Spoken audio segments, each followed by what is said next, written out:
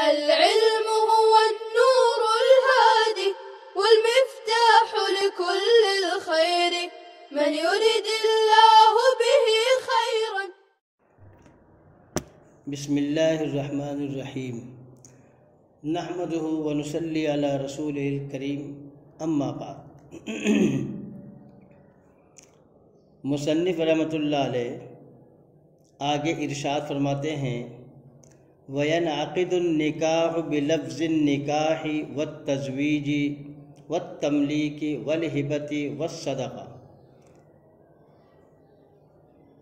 یعنی نکاح منعقد ہو جاتا ہے لفظ نکاح سے اور لفظ تزویج سے اور لفظ تملیک سے اور لفظ ہبہ اور لفظ صدقہ سے.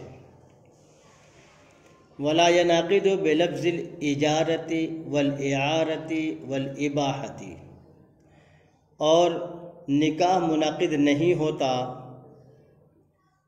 لفظ اجارہ اور لفظ اعارہ اور لفظ اباحہ سے.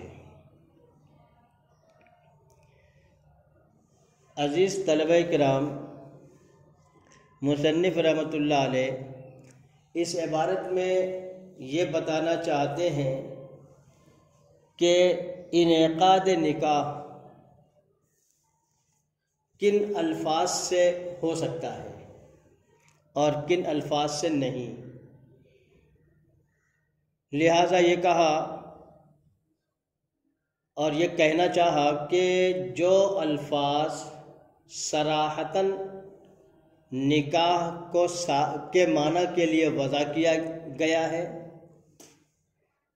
وضع کیے گئے ہیں، تو انہی الفاظ کے ذریعے سے نکاح منعقد ہوگا، یا تو پھر ان الفاظ سے بھی نکاح منعقد ہو جائے گا جو الفاظ بالفعل عین شے کی تملیک کے لیے موضوع ہو. کسی شے کی تملیک کے لیے جو لفظ وضع کیا جاوے تو ان الفاظ سے بھی نکاح منعقد ہو جائے گا، جیسے لفظ بیع، اسی طریقے سے شراء، اسی طرح ہبہ، اور اسی طرح لفظ تملیک، لفظ عطیہ وغیرہ سے، کیونکہ یہ الفاظ وضع ہی کیے گئے ہیں کسی بھی شے کی تملیک کے لیے کہ کسی کو کسی شے کا مالک بنا دینا ہے. اب وہ مالک بنانا چاہے بالعوض ہو یا بغیر العوض ہو، قبضہ کر لینے سے اس عین شے کا وہ دوسرا شخص یعنی قابض وہ مالک ہو جائے گا. لہذا لفظ اجارہ اور لفظ اعارہ، لفظ اباحہ سے احتراز ہو گیا، کیونکہ یہ الفاظ کسی بھی شے کی تملیک کے لیے وضع نہیں کیے گئے، بلکہ اس شے سے نفع اٹھانے کا مالک بنانے کے لیے وضع کیا گیا ہے لفظ اجارہ. اسی طرح لفظ اعارہ وقتی طور سے ایک مدت تک کے لیے، جو مدت بھی آپس میں طے کر لی جائے، اس لیے تملیک بالکلیہ نہیں پائی گئی. لہذا اگر لفظ نکاح یا لفظ تزویج کہا کہ جیسے تزوجتکی یا نکحتکی، یا اردو میں کہا کہ میں نے تجھ سے نکاح کیا اور مقابل نے اسے قبول کر لیا گواہوں کی موجودگی میں، تو نکاح منعقد ہو جائے گا. یا تو پھر لفظ تملیک کہا یا لفظ ہبہ کہا کہ جیسے کسی عورت نے کسی مرد سے کہا کہ میں نے تجھے اپنے نفس کا مالک بنا دیا، اور مرد نے کہا کہ میں نے قبول کر لیا، گواہوں کی موجودگی میں، تو اس سے بھی نکاح منعقد ہو گیا۔ یا مرد نے کسی عورت سے کہا کہ تو مجھے اپنے نفس کا مالک بنا دے، تو اس نے اسے قبول کر لی، تو اس طرح بھی نکاح منعقد ہو جائے گا۔ اسی طرح اگر عورت نے کہا کہ میں نے اپنے نفس کو، میں نے خود کو تیرے لیے ہبہ کر دیا، یا کہا میں نے خود کو، اپنے آپ کو تیرے لیے صدقہ کر دیا، اور مرد نے اسے قبول کر لیا، تو نکاح منعقد ہو جائے گا۔ معلوم یہ ہوا کہ ان الفاظ کے ذریعے سے نکاح منعقد ہو جاتا ہے ہمارے نزدیک، ہم احناف کے نزدیک۔ ہاں، شوافع وغیرہ حضرات کے نزدیک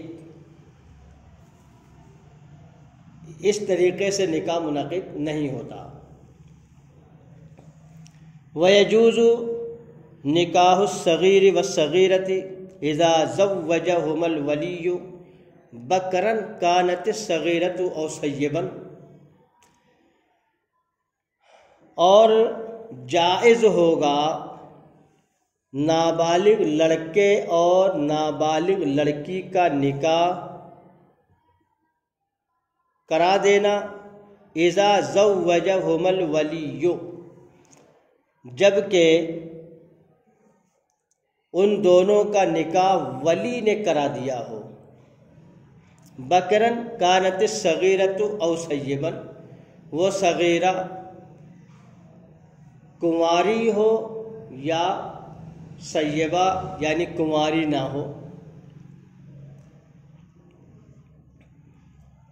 مصنف علیہ الرحمہ اس عبارت میں یہ بتا رہے ہیں کہ اگر نابالغ لڑکا اور لڑکی آپس میں اپنی رضامندی سے ولیوں کی اجازت کے بغیر نکاح کر لے تو ان کا نکاح صحیح ہوگا یا نہیں؟ تو بالاتفاق ان کا نکاح صحیح نہیں ہوگا۔ ہاں، ان دونوں کا نکاح اسی وقت صحیح ہوگا جبکہ ان کے اولیاء نے ان کا نکاح کرایا ہو، تب ان کا نکاح صحیح ہوگا۔ اب وہ بچی جس کا نکاح کرایا گیا، اس کے ولی نے کرایا ہے، وہ کنواری ہو یا سیبہ ہو۔ سیبہ اس لیے کہا یہاں پر کہ پیچھے ایک مسئلہ گزر چکا ہے کہ سیبہ اپنی مرضی سے نکاح کر سکتی ہے اور اس کے جانب سے قبول کرنے کی صراحت لفظ کے ذریعے، الفاظ کے ذریعے سے ہونا شرط ہے۔ اور یہاں پر سیبہ اس لیے کہا کہ اس کا نکاح اس کے ولی کی اجازت ہی کے ساتھ منعقد ہوگا، ورنہ نہیں۔ اس کی وجہ یہ ہے کہ وہ ابھی صغیرہ یعنی نابالغہ ہے، اور نابالغہ مہجور علیہا ہے، جس طرح نابالغ مہجور علیہ ہوتا ہے۔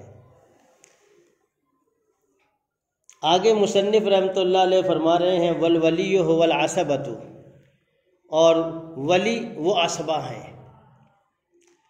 فَإِن زَوَّجَهُمَا الْأَبُ أَوِ الْجَدُّ، اب اگر ان دونوں یعنی نابالغ لڑکا اور لڑکی کا نکاح کرا دیا ہو باپ نے یا ان کے دادا نے، فلا خیار لہما بعد البلوغ، تو ان کے بالغ ہو جانے کے بعد فسخ نکاح کا انہیں کوئی اختیار نہیں ہوگا۔ وَإِن زَوَّجَهُمَا غَيْرُ الْأَبِ وَالْجَدِّ، اور اگر ان دونوں کا نکاح کرا دیا ہو ان دونوں کے باپ دادوں کے علاوہ کسی اور نے، فَلِكُلِّ وَاحِدٍ مِّنْهُمَا الْخِيَارُ، تو اب بعد البلوغ ان میں سے ہر ایک کو اختیار ہوگا، ان شاء اقام علی النکاح و ان شاء فسخ، اگر چاہیں تو اپنے نکاح کو باقی رکھیں اور اگر چاہیں تو اپنے نکاح کو فسخ کر دیں۔ عزیز طلبہ کرام، دیکھیے یہاں مصنف علیہ الرحمہ عصبہ اور ولی کا تذکرہ کر رہے ہیں اور ان کی جانب سے نابالغ لڑکے اور لڑکی کے نکاح کا حکم بیان کر رہے ہیں۔ اسی طرح عصبات میں درجے ہیں، ان کو بیان کر رہے ہیں۔ عصبہ کسے کہتے ہیں؟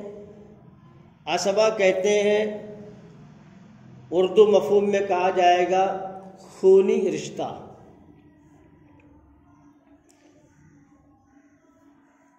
خونی رشتہ، لہذا اب اس میں ترتیب پائی جاتی ہے، لہذا باب نکاح میں ولی وہی ہوتا ہے جو باب وراثت میں عصبہ بنفسہ ہی ہوگا۔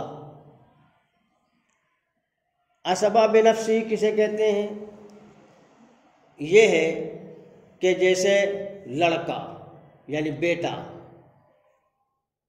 پوتا، پڑ پوتا نیچے تک، پھر باپ، دادا، پر دادا اس سے اوپر تک، پھر اس کے بعد چچا، پھر عمام الجد، پھر مولا کے عصبات، پھر ذوی الارحام۔ یہ عصبہ میں ترتیب ہے، عصبہ کی جمع عصبات آتی ہے، لہذا ان میں یہ سب جو ہے تو ان میں سے ہر ایک ولی کہلانے کا حقدار ہوتا ہے، لیکن بالترتیب ہوگا کہ جیسے باپ ہے، باپ حیات ہے تو یہ دوسرے سب کے بنسبت سب سے اولا اور اعلیٰ کہلائے گا، کیونکہ یہ ولی اقرب ہے، اقرب حمزہ سے، یہ ولی اقرب ہے۔ پھر اس کے بعد بچہ یا بچی کا دادا، کہ مثلا باپ کا انتقال ہو گیا، دادا حیات ہے تو یہ ولی اقرب ہوا، یہ اصل ہیں۔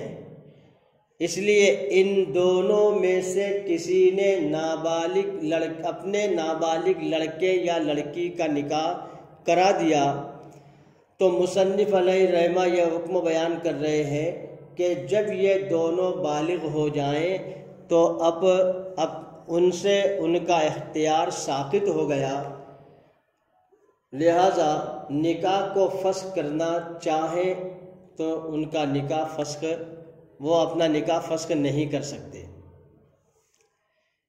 لیکن اگر باپ اور دادا کے علاوہ اور کسی نے، کہ جیسے چچا نے یا بھائیوں نے یا بھتیجوں نے نکاح کرا دیا تو اب اس صورت میں نکاح تو منعقد ہوگا، لیکن بعد البلوغ ان کو اپنے نکاح کے باقی رکھنے اور فسخ کرنے کا اختیار ہوگا۔ اگر چاہیں تو نکاح کو برقرار رکھیں اور اگر چاہیں تو نکاح کو فسخ کر دیں۔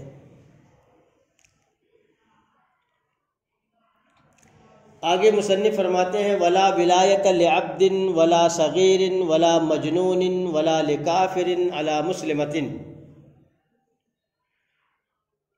اور حق ولایت حاصل نہیں ہوگا کسی غلام کو اور نہ نابالغ کو اور نہ مجنون کو، اور اسی طرح حق ولایت حاصل نہیں ہوگا کافر کو مسلمان لڑکی پر۔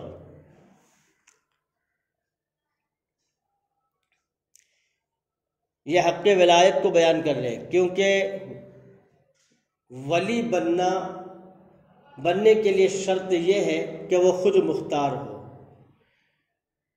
لہذا غلام خود مختار نہیں ہوتا بلکہ مہجور علیہ ہوتا ہے، اس پر شرعی اعتبار سے حجر نافذ ہوتا ہے، اور حجر کہتے ہیں روک کو، کہ شرعاً وہ تصرفات قولیہ سے روکا گیا ہے، لہذا اس کا تصرف قولی جو ہے تو نافذ نہیں ہو سکتا۔ ایسے شخص کو مہجور علیہ، اور لڑکی ہو تو مہجور علیہا کہتے ہیں، لہذا غلام کے اندر بھی یہی کیفیت ہے کہ وہ مہجور علیہ ہے، اور نابالغ اور مجنون بھی مہجور علیہ ہیں۔ یہ تینوں چیزیں، تینوں باتیں، یعنی رقیت اور صغر سنی اور جنون، یہ اسباب ہیں حجر نافذ ہونے کے لیے۔ جس کے اندر بھی یہ تینوں میں سے کوئی ایک بات پائی جائے تو وہ مہجور کہلائے گا۔ اسی لیے کسی غلام اور کسی نابالغ اور کسی مجنون کو کسی پر ولایت حاصل نہیں ہوگی۔ اسی طرح کسی کافر کو بھی کسی مسلمان پر ولایت حاصل نہیں ہوگی، جیسے اللہ تعالیٰ کا ارشاد ہے وَلَن يَجْعَلَ اللَّهُ لِلْكَافِرِينَ عَلَى الْمُؤْمِنِينَ سَبِيلًا، کہ کسی کافر کو کسی مسلمان پر کوئی اختیار نہیں ہے، یعنی ولایت نہیں ہے، ولایت کا حق نہیں ہے۔ لہذا جو آزاد ہیں، اسی طرح عاقل ہیں اور بالغ ہیں، ان کو جو ہے تو حق ولایت حاصل ہوگا۔ باقی آئندہ۔